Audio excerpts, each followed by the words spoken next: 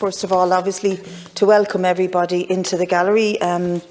It's not our gallery, it's yours, and it's always good to see the public come into the Parliament because it has that dynamic of putting manners on lots of people in here, I can tell you. So you're very welcome, and also to thank Sinn Féin very much for putting this motion prior to the end of the year, because I think it's hugely important that we discuss this, and I doubt it'll be our last discussion. The last time we had a discussion around this, Paschal Donoghue was sitting where you are, Minister, and he said to Deputy Paul Murphy, who's been working closely with the Not Our Fault campaign, who are in the gallery, he said to him, no matter what we do, it won't be good enough for people before profit, you won't accept anything. Well, I want to tell you here tonight, we will, and the campaigners will, and that is 100% redress. That is what they'll accept, and people before profit will be very happy when they see that delivered. At the very least, tonight you should give a commitment to the people in the gallery that they will be treated no differently to the other groups who have been failed by the state, the Mica groups, the Pyrite groups, who had to campaign to get justice. And it is about this state's failure. And I'm not going to take lectures from other deputies about point scoring. I think it's important to talk about the truth of what happened here. And Prime Time programme did a lot to bring it out. But when we talk about a state's failure, it's not an oversight, it's not a sort of lapse or a blunder or somebody forgot to look at something. It was a deliberate policy of both Fianna Fáil and Fine Gael to treat the builders and developers with kid gloves, to allow them to self-regulate and therefore to put these people into this position.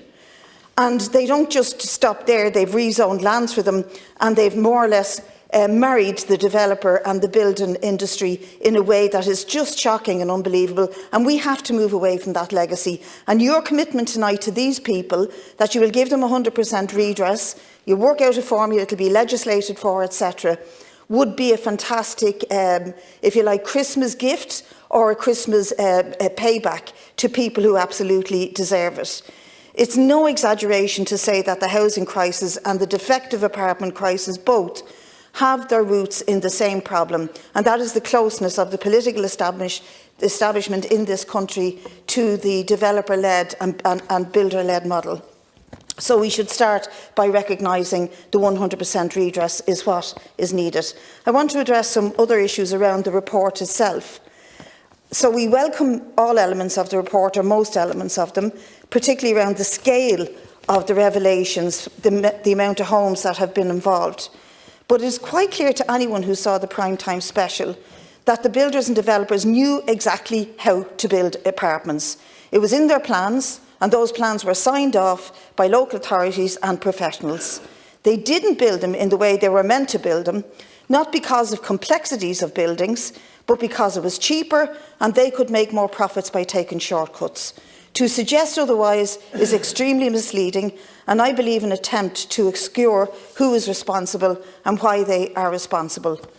But the really infuriating omission from the report is the refusal and the discouragement of any attempt to seek out who they were, who's responsible for the massive number of defective apartments. The report just states that many developments were done by special purpose vehicles, or that developers stroke builders may have gone out of business.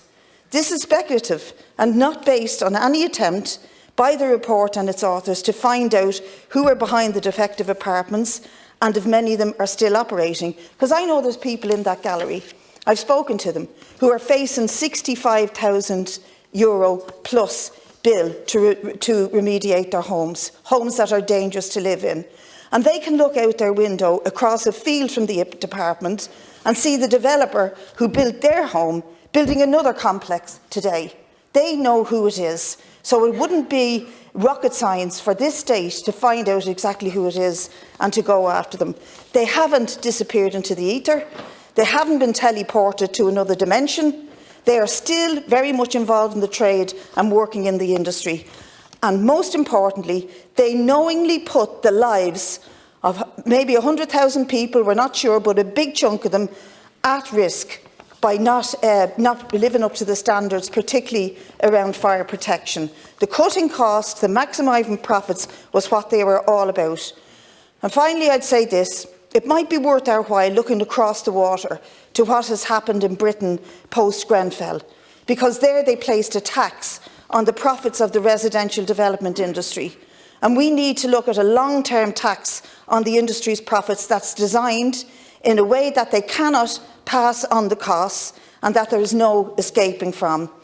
In the meantime, I think it would behove you, Minister, to say that the state will owe up to its failures and give the reassurance and the 100% redress that's required by these people. Because we have a culture. We have a culture that has led us this week to Liberty Lane, where 27 young students lived in danger because a builder thought it was okay to break the law and create a defective apartment block for students that he was charging €500 to €700 a month for, and they were totally illegal. And all of those students are facing eviction now on Friday because it's not safe to live in those apartments. The fire officer is extraordinarily worried about them. The builder has just walked away with about €16,000 a month of their money. I believe they are owed that money back. And I think this state needs to do much, much more to recreate a culture where builders and developers are held accountable, where there's consequences for them when they put people's lives and livelihoods at risk.